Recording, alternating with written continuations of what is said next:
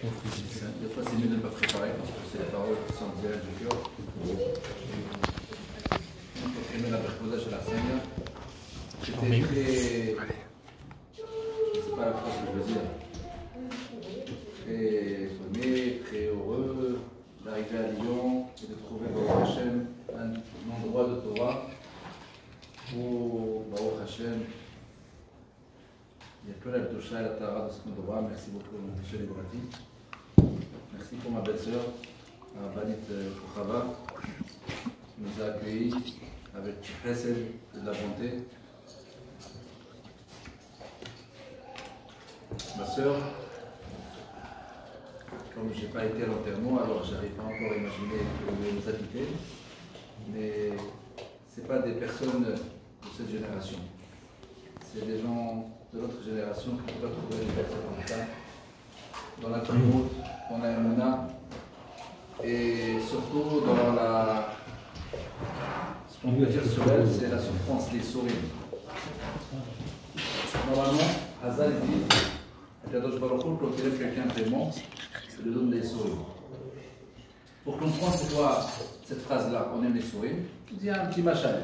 Il y avait un roi qui voulait construire. Il avait beaucoup d'argent, il a dit, moi, je vais construire un pays. Il est parti dans une île, il a trouvé tout propre.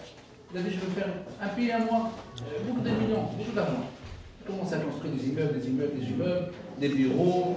Il a ramené des gens, il a dit, je veux ramener que les gens bien éduqués, classe. Il a construit des banques, des bureaux, des polices, tribunal, tout ce qu'il faut pour faire un vrai pays. Et il a ramené des gens très polis, très éduqués, et ils ont commencé à habiter chacun son salaire. Toi, tu vas travailler à la banque, toi, tu vas travailler à la police, toi, tu vas travailler au tribunal, toi, tu es un avocat, toi, tu es un docteur. Mais après quelques mois, qu'est-ce qui se passe? Tellement qu'ils sont très polis, très gentils, il n'y avait pas de problème. Ça veut dire la police est là, mais rien faire. Personne vole, personne ne fait rien. Ils sont ennuyés. Alors le roi il est parti voir un monsieur qui ne faisait rien, il était chanteur, tu veux gagner de l'argent, il dit quoi? Je te donne 100 000 euros. 100 000 euros, c'est quoi? Tu vas faire semblant, tu vas aller à la banque, tu vas voler la banque Zama avec un pistolet, je vais te donner, et comme ça, ils vont t'arrêter, ils vont te juger, et ne t'inquiète pas, le jour où tu vas aller en prison, tu m'envoies une lettre, moi je te libère, je te fais un chèque de 100 000 euros. C'est moi le roi. Je veux dire, pas de problème. Il a fait le jeu, il est parti direct à la banque. Il a fait, bougez pas, attendez, ils ont fait la police est arrivée, mais c'est pas arrivé une voiture. Toutes les 25 voitures de la ville sont arrivées parce que c'est le premier client. Et voilà, c'est la fête.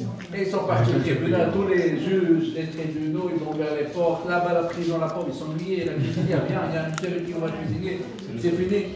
Et voilà, tout fonctionne, tout marche, il arrive en prison, premier jour, il fait la lettre au roi. Et le roi lui a dit, tu es libre. Et quand il a libéré, il a donné 100 000 euros. Ah, c'est magnifique. Ce monsieur-là, il a dit, c'est une bonne affaire. Le coffret est parti tout seul. Il a pris un pistolet, il a dit, la banque, bougez pas. Il a dit, plein d'argent, 4 fois 100 000 euros. Il a commencé à faire. Et puis, ce qui se passe, ils l'ont arrêté, la police et tout ça. Il a fait la lettre au roi. Le roi a dit, c'est quoi celui-là? Il est parti le voir, il a dit, toi, c'est la première fois, c'est moi qui te demandais. Mais maintenant, c'est la fois, moi je te donne pas même. Aucun jour de libre. Le juge l'a donné, au lieu de 3 ans la première fois, il a donné maintenant 5 ans. Ça pour nous expliquer, Hachaim nous disent,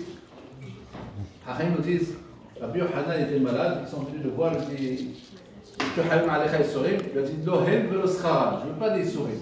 Alors nous on pose la question, comment ça se fait? Les souris sont bien, les souris ça répare les fautes. Pourquoi Rabbi Yochanan dit, je ne veux pas ni le souris, ni le salaire de souris? C'est comme ce voleur-là. Ce voleur-là, la première fois, il aurait pu dire, parce qu'il ne l'a pas volé, il aurait pu dire, moi je ne veux pas ni ton jeu, ni ton 100 000 euros. Mais après que vraiment il est parti pour voler, il ne peut plus dire, je ne veux pas. Alors Rabbi Yochanan, en fait, c'est des tzadikim, ils n'ont jamais fauté. Alors quand tu n'as pas jamais fauté, Dieu te donne les souris. Il dit, non, moi je n'ai pas fauté. Moi, pour monter un peu plus, je n'ai pas besoin de monter un peu plus. Je suis assez très au Baruch Hashem, Lohem de l'Oschara. Mais Am Israël normal, quand il nous donne Hachem les souris, c'est un très bon cadeau.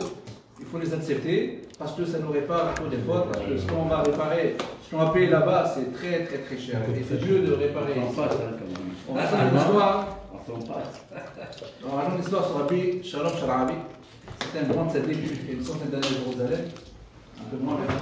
Rabbi Shalom Sharabi, il y avait quelqu'un qui avait beaucoup d'issourim. Rien ne marche dans sa vie, ni le travail, ni la santé, ni le chambay, ni l'éducation des enfants. Voilà. Un jour, il a dit, j'en ai marre, je vais aller chez le Rav. Il est parti chez le Rav Sharabi, et la rabbinite, il ouvre la porte. Et il voit là que des gens, pour parler avec le Rav, du temps à attendre, et le pauvre avec la fatigue morale et tout, il s'est endormi. Et quand il dort, il rêve. Un rêve qui vient devant le Bédin Shel Mala. Il vient devant le Bédin Shel Mala, il va être jugé. Alors pour le juger, il commence à compter ses mitzvot et ses avérots. Tout le monde compte, il y avait des chariots qui passent avec des anges. On la connaît. Il y avait des chariots qui passent avec des anges noirs. Alors il dit, c'est quoi ces chariots pleins d'anges? Il dit, ça c'est la raveur qui cherche dans ta vie. Waouh, des dizaines, des centaines. Et après, à la fin, il y a un petit chariot avec des petits anges blancs comme ça. C'est quoi ça? Ça c'est le mitzvot de Tchafé. Et on le met dans la balance. Tous les anges noirs ils vont dans la balance et après ils mettent le petit truc blanc de l'autre côté. Mais ça fait rien. Et il a eu peur. Il a dit tout le monde, ça y est, je vais aller en enfer. Et d'un seul coup, avant qu'il décide pour juger, il y a des malachim qui crient de loin, attendez-nous, on arrive. Qu'est-ce qu'il y a? Nous sommes les souffrances. Chaque souffrance que Adam souffre dans ce monde-là, il accepte avec amour, avec joie. Il y a des malachim qui sont créés, bien sûr. Et ces anges-là, ils arrivent au courant, nous sommes les souffrances de celui qui a souffert beaucoup. Et la balance arrive comme ça. Le parnassa, le pauvre, la santé. Et après, il dit, oh, les souris, et Baruch Hashem, tous les souris, ils arrivent dans la balance, mais ils n'arrivent pas encore à être le plus. C'est toujours la avérote. Et lui, après, il voit que tous les souffrances sont arrivées, mais il n'y a plus de redoute. Alors, ils vont à juger. Et comme il voit qu'il manque un petit peu de souffrance, il commence à crier, je veux encore des souffrances, je veux encore des souffrances. Il se réveille. Il se retrouve à la salle d'attente pour aller voir le Rav Shalom Sharabi pour lui demander quoi? Qu'il lui arrête les souffrances. D'accord? Et dans le rêve, il criait, je veux encore des souffrances. D'accord? Alors c'est arrivé son tour, la rabbinite est venue le voir, elle dit, monsieur, ça va, vous allez bien? C'est votre tour. Elle a dit, non, merci beaucoup, je rentre à la maison. J'ai la réponse. Pour vous dire à quel point, quand quelqu'un il souffre, Akadosh Baruch Hu il aide. Et la tzaddik Zohra Bat-Frecha, toute sa vie, elle a eu beaucoup de souffrance. Mais quand on vient la visiter, on vient la voir, rendre visite, toujours le sourire, jamais aucune plainte, jamais j'ai mal, jamais je souffre. Baruch Hashem, on entendait que du sourire, que des paroles bien, on n'entend jamais une plainte, parce que les souffrances sont bien, mais ils sont très bien quand on les reçoit avec amour et on ne se plaint pas, parce qu'on ne les rejette pas. Si on les rejette, c'est pas sûr qu'ils font leur devoir et les malachim ne sont pas vraiment créés. Mais quand on les reçoit avec amour, Akadosh Baruch Hu, il nous a donné et Tachel le Rav Hashem priya. Ce que Akadosh Baruch Hu il aime, il lui donne les souffrances. Pour terminer, je raconte une petite histoire au Maroc pour comprendre un petit peu c'est quoi Zohra Bat-Frecha, comment elle était. Il y avait une histoire comme ça, on racontait. Parce que nous, on imagine un petit peu que les gens qui sont dans ce monde-là, ils sont jugés par rapport à leur mitzvot, leur maasim tovim, et par rapport à la quantité, par rapport à la grandeur de la barbe, par rapport à leur chapeau. Mais il faut comprendre que Akadosh Baruch Hu le juge différemment. Il y avait une histoire, il y avait un monsieur au Maroc, il n'a jamais vu une synagogue. Il habitait dans un petit village, et un jour il arrive dans le grand ville de Casablanca, et il rentre à la synagogue, le Rav était en plein drachat. Il parlait d'un sujet. Il disait, c'est quoi les Shtemes Lechem à panim? C'est quoi le pain, les 12 halot que les Lévi'im faisaient avant? Et il racontait que c'était une mitzvah importante de préparer les 12 pains, les 12 halot, Shtemes Lechem à panim. Maintenant, comme il était musulman, il a compris que le Rav il a dit qu'il préparait pour Hachem tous les semaines, tous les shabbats, 12 halot. Et comme il a mal entendu, il est sorti après, la première fois il va à la synagogue, il a compris que le Rav il a dit qu'il faut préparer pour Hachem 12 halot tous les shabbats. Il est parti chez sa femme, tout heureux, la première fois qu'il va à la synagogue, il a dit, le rabbin il a dit, il faut qu'on prépare 12 halot pour Hachem. Avec la témoin qu'il avait, ils ont préparé, ils ont acheté une nappe toute neuve pour Hachem, ils ont acheté la farine, pas de l'idée, la plus chère, ils ont préparé bien. Après, des belles sacs, des bons les bons, serviettes, nappes, tout ça, le sucre, le meilleur sucre pour Hachem. La khil, je te laisserai la kebabani pour Hachem. Et comme ça, ils ont préparé vraiment 12 halot. Et le monsieur, le pauvre, il voyageait quelques heures pour aller à la grande ville, à la synagogue, où il y a le rabbin. Et il ouvrait le Echad de Sefer Torah. Et il a mis les 12 halot devant, à l'intérieur de l'Echad, et il a dit à Kadosh Baruch Hu, voilà 12 halot. Zat Mimout chez la Marocaine, les Marocains d'abord. Et voilà, pendant des semaines, le monsieur était heureux. Parce que toute la semaine, à partir de mardi, je préparais les 12 pains, des gros pains, halot, comme il faut, avec des beaux sacs neufs pour Hachem.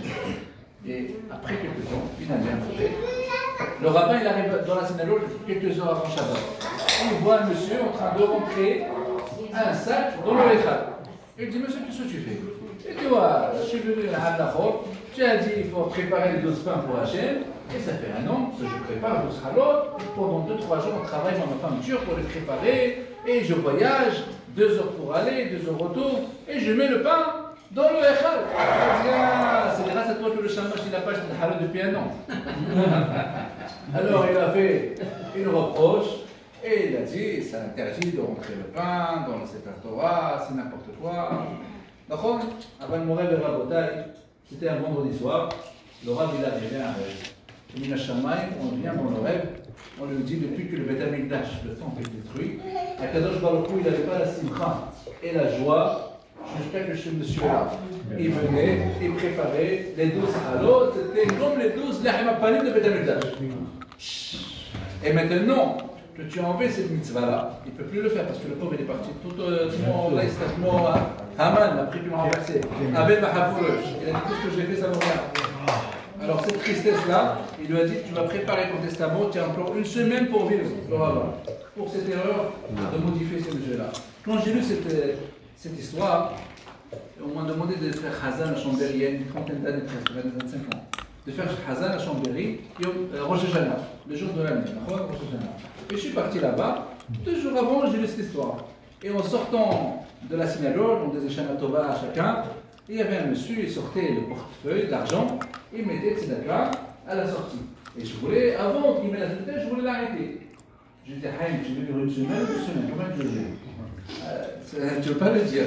Maintenant, c'est Rosh Hashanah, c'est le jour du jugement. Lui, il sort avec le cœur de la Tzedaka pour dire Hachem, je vais être jugé bien devant toi. C'est pas pareil comment faire des reproches à quelqu'un. Il faut faire attention si tu veux. Maintenant, on apprend de là que Akadosh Baruch Hu, il juge différemment que l'homme peut juger l'autre. Akadosh Baruch Hu, il nous a amenés dans ce monde-là, chacun son tikkun, chacun son devoir. Et on ne sait pas pourquoi on est venu. Mais ce que Akadosh Baruch Hu il veut, Rahamana li Baba'i. Akadosh Baruch Hu il veut le cœur. Mais pas le cœur comme celui-là. Il était rabbin dans une ville.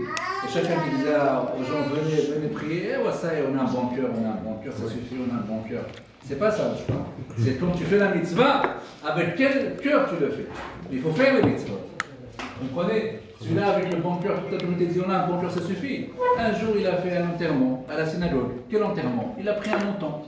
Il a couvert avec le drap blanc, il a appelé toute la synagogue. Venez, vous êtes le bon cœur, venez, il y a un tzaddik qui est mort. Il a commencé à faire le SPD, lui, de faire des bonnes paroles. Il dit, lui, il n'a jamais volé, il n'a jamais fait du mal à personne, il a un bon cœur. Tellement qu'il parlait bien, les gens ils commençaient à pleurer. Après, il a fini à faire des louanges sur lui, il a enlevé le drap, il a dit, voilà, c'est un mouton, lui aussi, il a un bon cœur. Il n'a jamais volé, il n'a jamais fait du mal à personne. Et voilà, c'est pas comme ça la Torah, c'est pas comme ça la religion. Il faut faire des mitzvot. Et comment tu fais la mitzvah? C'est avec le cœur. C'est pas le faire comme il a dit quelqu'un. Eh bien, il veut 12 halot. Moi, j'envoie un chèque à Jibert Kacher, il va faire 12 halot toutes les semaines. C'est pas un chèque. C'est comment ils ont travaillé avec le cœur à faire pour Hachem la meilleure de chaque chose, la meilleure farine, la meilleure sucre, le meilleur pour Akadosh Baruch Hu. Et c'est ça, Rahaman el Baba'i. Zohar Batfreha, c'était deux genres de personnes qui avaient la tmimout. La tmimout. Tout ce qu'ils faisaient, c'était avec le cœur pour Hachem. Même s'ils ne savaient pas beaucoup de choses, mais ce qu'on sait, les minhagim, les choses qu'on savait ils faisaient avec tmimout pour Akadosh Baruch Hu. Et ils avaient le nom d'Hachem toujours dans leur bouche. Et bien, Hachem, Shadvar Torah, Zeh, Mishmatam.